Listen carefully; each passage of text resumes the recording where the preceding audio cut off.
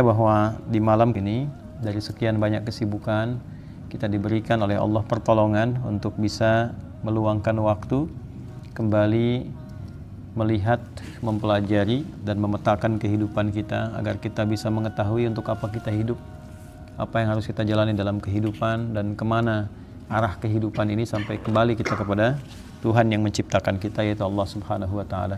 Nah, sesuatu yang rutin dikerjakan Nabi itu tidak hanya beliau anjurkan, tapi juga beliau praktekkan. Salah satunya di bulan Ramadan adalah kegiatan i'tikaf. Mengapa kemudian di 10 hari terakhir ada kegiatan khusus yang dicontohkan oleh Nabi berupa i'tikaf? Ada dua alasan di sini dari para ulama. Satu, alasan yang sifatnya subjektif terkait Ramadan. Ya kan? Apa alasan subjektif ini? Karena biasanya di penghujung terakhir fokus orang mulai berubah, tidak fokus ke Ramadan lagi. Berkurang fokusnya untuk ibadah, sudah mulai mikirkan mudik kan, ya sudah mulai mikirkan kegiatan lain, bagaimana nanti kembali, bagaimana ini dan itu, sehingga Nabi mencontohkan syadda mi'zarahu, Nabi mengencangkan ikat pinggangnya untuk mulai mengalahkan keinginan-keinginan dunianya. 10 hari ini bisa fokus dulu deh sampai betul-betul merasa punya Allah, baru setelah itu beraktivitas lagi. Itu satu poin. Yang kedua, ini latihan dasar yang dimanfaatkan saat situasi spiritual kita lagi kuat-kuatnya di Ramadan. Sebab kalau bukan Ramadan, untuk itikaf itu nggak mudah. Suasananya agak beda. Ya, Anda terdorong sholat sunnah saja misalnya belum tentu tuh. Ya, sholat fardu kadang-kadang kan nunggu kan. Tapi kalau Ramadan, sholat sunnah dikejar tuh. Tarawih itu kan sunnah. Tapi kalau antum nggak tarawih, semalam aja nggak enak rasanya kan. Nah, makanya kenapa dimanfaatkan momentum Ramadan, khususnya 10 hari terakhir, untuk menunaikan i'tikaf. Dan nah ini menariknya, dimotivasi dengan malam Al-Qadar. Salah satunya adalah Allah menginginkan kita berubah untuk mengaktifkan algoritma awal supaya semua kembali jadi bersih lagi. I'tikaf adalah upaya yang sungguh-sungguh untuk kembali fokus mengenal Allah sampai kita merasa bahwa kita itu punya Tuhan, punya Allah. Dan rasa punya ini dibawa dalam kehidupan. Kalau sudah merasa punya Allah, ini manfaatnya besar sekali.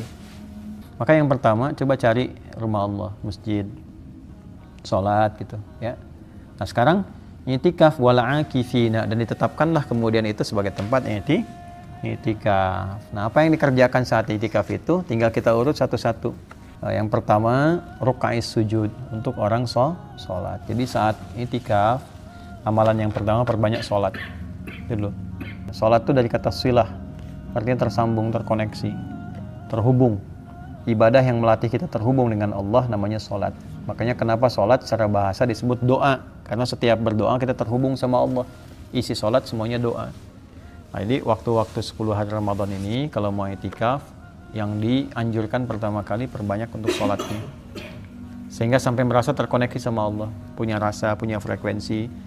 Sujudnya dilamain dikit, curhat, masalah-masalah, tumpahin aja nggak apa-apa. Ya, Allah tuh paling seneng kalau dengerin curhat. Kalau sudah sholat tuh ada ketenangan di jiwa. Yang kedua, tanha anil fakhsya wal munkar. Jadi sudah kita merasa itu, karena sudah merasa punya Allah, terkontrol sama sifat merasa punya Allah tadi. Jadi nggak mau lagi menyimpang, lurus, benar gitu. Ya, baik, enak.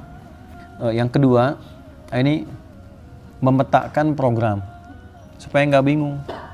Sholat, habis bacaan yang biasa dibaca, bosan, nggak tahu apa yang mau dikerjakan. Jadi kalau mau i'tikaf, antum siapkan nih. I'tikaf itu ada dua jenis, i'tikaf full, siang malam i'tikaf. I'tikaf parsial, ya kan? Sebagian sahabat tanya sama Nabi, ya Rasulullah siang saya masih kerja, gimana? Kata Nabi, ambil malamnya. Nah malam kalaupun antum misalnya, kan nggak mungkin ada pekerjaan malam selama 12 jam terus sampai selesai kan? Pasti ada jedanya itu. Ambil jedanya, manfaatkan. Nah dari situ, buat program sama teman-teman. Programnya apa aja supaya nanti nggak bingung. Terus harus fokus kalau udah mau i'tikaf, apa-apa yang terkait dengan kegiatan kita yang berpotensi mengurangi keutamaan itu simpan dulu, tinggalkan dulu. Saya pengen fokus i'tikaf di 30 menit, handphone simpan dulu aja.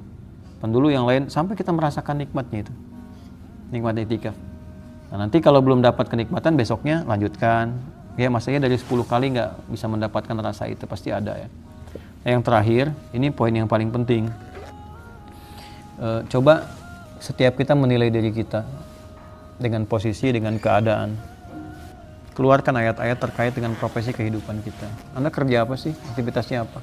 Sifat kita dulu nih kan, misalnya yang sudah menikah sebagai suami, yang punya anak sebagai ayah kan, pernah nggak mengeluarkan ayat-ayat suami ayah dalam Al-Quran? Baca. Jadi suami yang baik itu gimana sih? Jadi ayah yang baik gimana gitu? Terus yang belum jadi anak yang baik gimana? Ketika menjadi anak yang baik, dampaknya pada kita apa gitu? Pernah nggak temukan ayat begini? Misal ya, atau pernah nggak dengar satu keterangan dan pembuktiannya luar biasa? Ketika kita menjadi anak yang baik untuk orang tua kita, itu semua kesulitan kita dimudahkan sama Allah. Makanya ada rumus yang sudah paten. Kalau Anda menemukan kesulitan nggak pernah selesai, cek hubungan dengan orang tua itu dulu. Ada yang belum selesai nggak gitu? Dengan ayahnya, dengan ibunya dan sebagainya. Sampai itu tuntas. Ya, termasuk dalam pekerjaan, dalam macam-macam. Cek sampai ke situ. Itu baru jadi anak yang baik gitu. Nanti yang kedua, rizki. Rizkinya bisa dari kita untuk mudah atau orang lain yang dimudahkan oleh Allah untuk sampai ke kita. Itu. Termasuk orang tua. Jadi kalau misalnya orang tua tuh pengen rizkinya lancar, didik anak kenal Allah, jadi anak baik. Jadi kalau kita mau mudah rizki dari orang tua, anak didik betul supaya kenal Allah, dekat sama Allah dan sebagainya. Ke masjid itu paling gampang deh. Anda ke masjid, nggak ada orang ke masjid itu kehilangan sesuatu. Nggak ada orang ke masjid itu hilang kebutuhan. Ke masjid itu semua dikasih. Ya memang awalnya harus dipaksa dulu. Ya, segala sesuatu itu kadang-kadang hidayah itu indah, unik. Ada yang dengan kesadaran, ada yang kita tanpa sadar diantarkan Allah, walaupun caranya bisa beda-beda. Ya, Anda misalnya siapa yang tahu tiba-tiba mau itikaf malam ini? Ya kan? Nah, dikabarin aja, taunya kan perintah, itikaf itu perintah.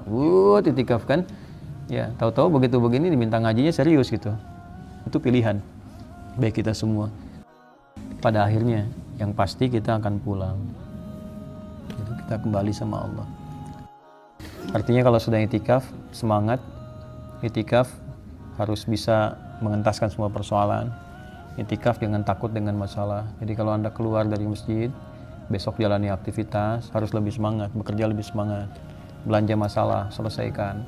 Kalau ada persoalan, selesaikan. Tugas yang benar itu tugas sampai selesai. Kalau ada masalah, kembalikan sama Allah. Ya, tapi kita berusaha berikhtiar cari perhatian Allah supaya kita mendapatkan perlindungan dengan baik.